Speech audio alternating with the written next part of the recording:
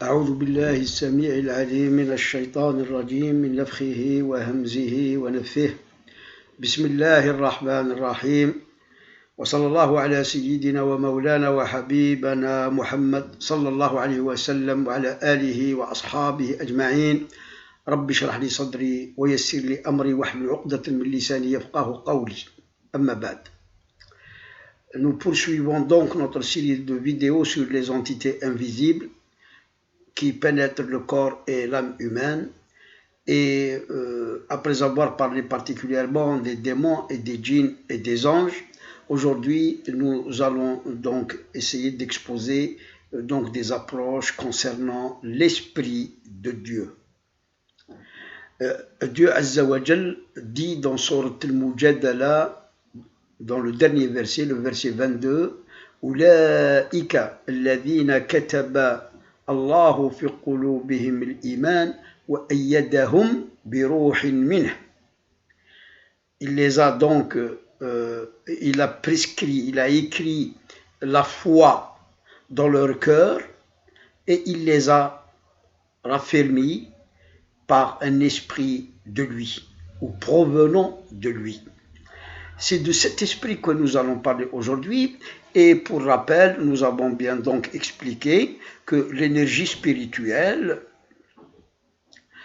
donc peut s'acquérir de différentes manières. Chez les hindouistes et les bouddhistes et les chinois, c'est par des exercices spirituels, par de la méditation, etc.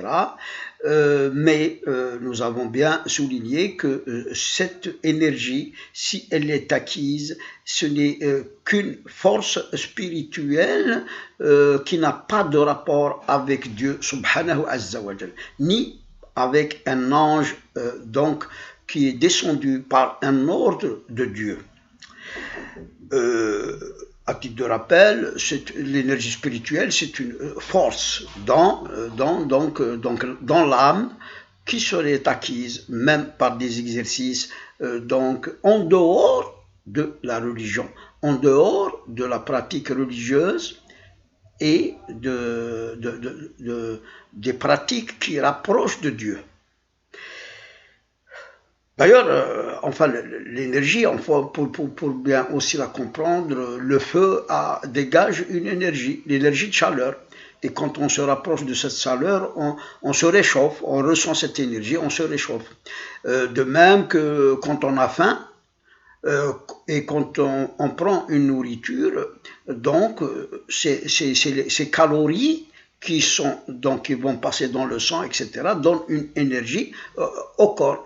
De même, quand on a soif, par exemple, très soif, puis on boit, donc il y a une énergie donc, qui passe dans le corps physique. Tandis que les énergies spirituelles, elles sont d'un autre ordre, elles ne sont pas physiques. Elles sont donc immatérielles, elles sont donc d'ordre invisible, d'ordre immatériel, métaphysique, etc. Nous avons aussi dit que l'ange peut pénétrer le corps humain et même l'âme humaine pour lui insuffler donc des sciences, pour lui insuffler donc une action à faire, pour l'orienter, etc. Mais ce genre d'anges ne sont pas donc permanents en soi, ne sont pas tout le temps en soi. Ils peuvent descendre un instant et puis sortir du corps et repartir vers le ciel. Mais donc la différence, c'est que même ces anges, il y a des anges qui sont donc soumis même à des êtres humains, tels que les saints hommes, les walis d'Allah. Il y a des prophètes qui ont des anges avec eux, en plus de l'ange Gabriel, alayhi salam. Et donc, il y a des anges qui sont en permanence soumis par Allah Azza wa Jal à ses bons serviteurs, à des saints hommes, à des walis d'Allah. Mais il y a encore d'autres catégories d'anges célestes qui descendent par un ordre divin, comme il est dit dans Surat Maryam, وَمَا نَتَنَزَّلُ إِلَّا بِأَمْرِ رَبِّكَ. وَمَا نَتَنَزَّلُ إِلَّا بِأَمْرِ رَبِّكَ. Donc il y a certains anges qui ne descendent que sur ordre de Dieu pour donc, ou des missions précises, sauver des gens, essayer de donner, de sauver des gens, même non seulement des dangers, mais aussi de situations inextricables, etc. Mais aussi, ces anges peuvent descendre auprès de bons serviteurs, de bons croyants, pour leur apprendre des choses, pour leur révéler des choses, pour leur enseigner des choses, pour les donc pousser ou les motiver pour certaines choses, etc. Mais justement, la question de l'esprit, ça c'est autre chose, parce que l'esprit n'est pas un ange. L'esprit donc reste une entité invisible, métaphysique, une sorte d'énergie, une sorte de force. Donc quand elle est divine, d'ailleurs, on n'arrive pas vraiment à bien la cerner, à bien la comprendre. Quand elle est angélique aussi, elle est difficile à bien cerner, etc. Mais ce qu'on peut donc même déduire et comprendre, c'est que quand elle pénètre dans l'âme qui est pénétrée par cet esprit change. Elle change vers donc une sorte de force spirituelle, de force dans la foi, de force de force intelligente, une force pour une sagesse, etc. Quand l'esprit vient de Dieu, comme il est dit dans le verset qu'on a cité de Sourate Al-Mujadala, quand ils sont raffermis, quand ils sont renforcés, quand ils sont donc consolidés par un esprit venant de Dieu, de lui-même, donc ces croyants, ils sont maintenus. Ils sont maintenus dans leur foi et cet esprit ne les quitte pas. Et c'est ça la particularité, parce que ceux qui sont renforcés et qui sont donc consolidés par un esprit qui pénètre l'âme de ces bons croyants, de ces gens pieux, de ces bons serviteurs, une fois qu'ils ont donc atteint donc un certain degré de foi, de certitude, quand cet esprit descend et pénètre leur âme, il ne sort plus. Il reste donc en eux et reste en eux et peut encore grandir et donc s'élever.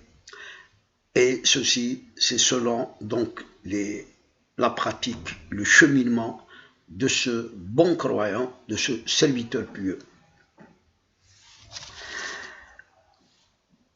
D'ailleurs, quand ces serviteurs pieux, ces bons croyants, qui sont pénétrés par cet esprit qui vient de Dieu, justement, il apparaît cet esprit dans le physique, dans les actes et dans même les paroles de cet homme qui a été pénétré par un esprit de Dieu. Généralement, la première des choses qu'on peut remarquer de visu, c'est une lumière sur le visage. Nour ala nour. Et je dis nour ala nour parce que la foi élevée, le degré de foi élevé du croyant, justement fait émaner du visage une lumière. Mais quand, en plus de la lumière de la foi, il y a une pénétration d'un esprit dans l'âme, c'est-à-dire il devient nour ala nour, c'est-à-dire une lumière beaucoup plus vive, beaucoup plus éclatante, beaucoup plus donc visible. En plus, il y a dans le geste et les actions de cet homme qui a été renforcé et donc consolidé par un esprit provenant de Dieu, il y a le geste assuré, il y a dans tous les actes une concentration, et il y a même une sorte de sérénité, de paix qui donc se dégage de son aura, de son charisme, etc. même dans les paroles, il y a des sagesses, il y a parfois même des révélations, c'est-à-dire des kashf sur des secrets, sur des mystères comme ça qui proviennent sur la langue, justement par le biais de cet esprit qui l'habite. Donc on peut dire que l'esprit, dans ce verset, il est dit qu'il vient de Dieu. أولئك الذين أيدهم الله بروح منه. Mais s'il vient de lui, est-ce que c'est de son essence, à lui, divine, l'essence divine? Est-ce que de sa lumière, qui est donc un afflux de lumière divine dans l'âme de ce bon croyant? Ou bien est-ce que c'est une sorte d'insertion d'une lumière particulière ou de cet ordre divin dans l'âme justement de ce serviteur pieux, de ce bon croyant? D'ailleurs, ce qui moi, quand j'ai lu Ibn Arabi, le Futuhat al-Makkiya, enfin que je n'ai pas encore terminé, mais j'ai constaté que dans la majorité des chapitres, Ibn Arabi commence le chapitre par أيدك الله بروح منه أعلم يعني أيدك الله بروح منه, et il continue, donc il ouvre le chapitre.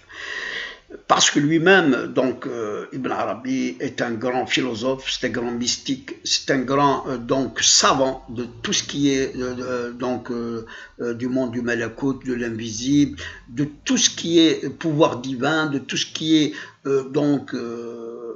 relatif à l'existence, et surtout aussi, c'est aussi un poète, c'est aussi un grand savant dans les sciences ésotériques du Coran et de la Sunna, etc. Je reviendrai juste pour dire aussi que tous les savants, les exégètes du Coran, je cite Ibn Tabari, Ibn Jarir Tabari, Ibn Kathir, Al-Qurtubi, Fakhruddin al-Razi, particulièrement, ils ont été tous pratiquement plus ou moins dans la même interprétation et donc définition de cet esprit, de ce ruh par lequel le croyant est raffermi. D'ailleurs, ils disent qu'il les a raffermis par un esprit provenant de lui, c'est-à-dire des révélations qui viennent de Dieu et qui donc descendent dans leur cœur. Parce que pour eux, la révélation, c'est aussi une ruh. C'est vrai, dans le Coran, il est dit que la révélation est ruh. Bon, il y a un lien avec ce verset. Mais est-ce que c'est ça? Bon, c'est une interrogation. Moi, je n'ai pas adhéré à cette explication, à cette interprétation. Ou même une révélation wahyun dans leurs âmes. Et là, je n'étais pas très d'accord avec ça aussi. Et ils ont dit aussi par des aides et des assistances divines, ou un afflux divin, faïd rabbani, et de bienfaisance divine, c'est-à-dire pour eux, pour les renforcer et les maintenir donc sur la bonne voie, mais les maintenir dans cette foi et ce degré de foi très élevé de certitude, etc., qui ne les fait pas bouger, qui ne les fait pas changer de position quand il s'agit d'une affaire par rapport à Dieu, c'est-à-dire d'une affaire qui les met en quelque sorte en épreuve par rapport à Dieu. Il reste toujours donc dans le chemin de Dieu, sous la loi de Dieu, respectant la loi de Dieu, respectant la charia islamique au plus profond, au plus minutieux donc de roi divin sur nous et de recommandations par le Coran et la Sunna. Ils respectent donc à la lettre, minutieusement, ils restent comme ça, donc forts dans leur foi et dans leur certitude en Dieu Azza wa Jal. Certains autres savants et exégètes ont dit aussi qu'il les a maintenus et maintenus fermes dans leur foi et résolus dans leur foi par une lumière divine. Bon, c'est presque ce que nous venons de dire juste à l'instant. C'est-à-dire qu'ils sont donc ils sont restés maintenus, quels que soient donc les problèmes ou les situations dans lesquelles ils se trouvent quand il s'agit de lier ou de décider de leur acte par rapport à ce qu'ils vivent et par rapport à ce que Dieu voudrait d'eux. Et là, ils suivent Dieu même donc s'ils perdaient de l'argent, s'ils perdaient leur vie même. Il y a même certains, parce que là aussi, je ne suis pas d'accord, parce qu'ils ont parlé de Ruh, ils l'ont lié même donc cet esprit à l'ange Gabriel lui-même. Et toutefois, moi, j'ai ouvert une autre possibilité, parce que l'ange Gabriel il n'est pas seul. Il y a beaucoup d'anges sous donc le commandement et les ordres de l'ange Gabriel. Et si on descend par degré, par ordre de degré, de puissance, de rôle aussi, qui sont assignés aux anges qui sont avec l'ange Gabriel, il se pourrait qu'il y ait une catégorie liée à l'ange Gabriel qui est aussi donc indiquée par ce verset,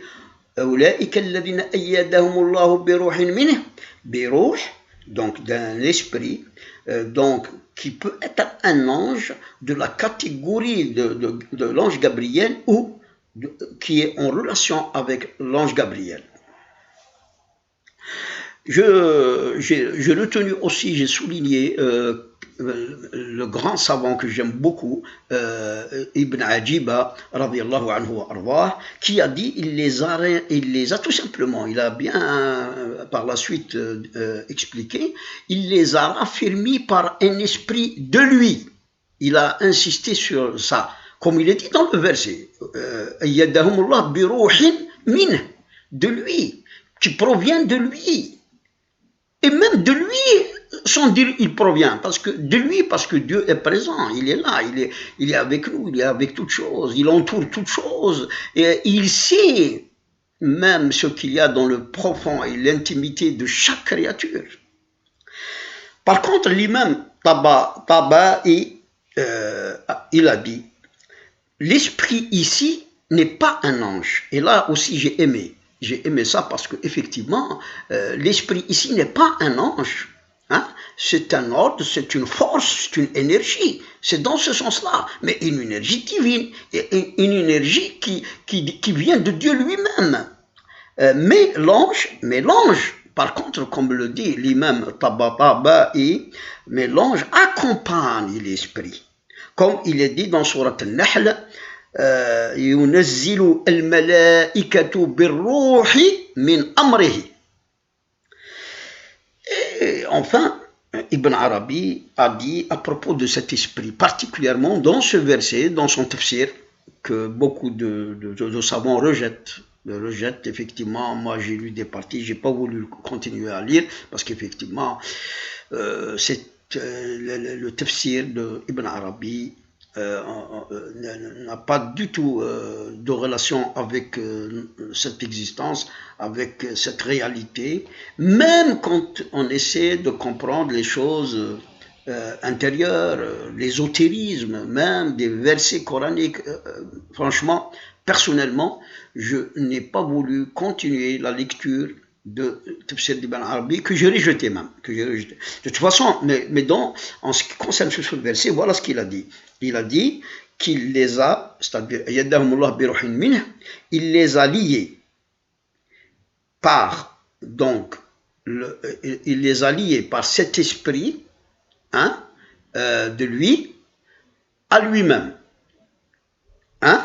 Il les a liés, en quelque sorte, en les renforçant de cet esprit de lui à lui-même, et il les a élevés au royaume et à la dimension de sainteté, le Qudussi, et ou bien, il a dit aussi, où il a fait descendre sur eux une lumière de lui-même, hein, qui émane de son essence même, même dans leur âme, dans leur cœur et dans leur âme. Voyez-vous, cet esprit est une énergie divine, est une lumière divine, est une force qui descend de Dieu lui-même dans le cœur et dans l'âme du bon croyant qui chemine vers Allah, qui fait le bien et qui est accroché à la lettre et minutieusement donc à tous les commandements, à tous les ordres divins, à la charia islamique à la lettre. Donc plus on est comme ça, plus on est avec Dieu, on fait partie de Dieu d'ailleurs, et le fait de faire partie de Dieu, le reste, le monde, la famille, les amis, tout ça, donc quand ils veulent contredire, ou quand ils veulent donc en quelque sorte rechigner, ou je ne sais pas, comment dirais-je, la loi de Dieu, ou alors ils s'en détachent, où il donc repousse ces choses, et il reste donc sur le chemin de Dieu, maintenu donc sur le droit chemin, et à proximité de Dieu, et c'est eux donc les partis d'Allah, Hizbullah, wa Hizbullah hum al-muflihun. Voyez-vous, à ce niveau déjà de ces discussions, de ces interprétations, de ces commentaires, etc., et même de notre avis que nous avons donné, nous sommes en train d'aller vers quelque chose de beaucoup plus intéressant, de beaucoup plus important. C'est donc le hadith Qudussi où Dieu dit, Subhanahu azza wa jal, je deviendrai l'ouïe par laquelle il entend, la langue par laquelle et avec laquelle il parle, la main avec laquelle il prend, son pied avec lequel il marche, dans le hadith Qudussi très connu. Et donc c'est notre prochaine vidéo, Inch'Allah.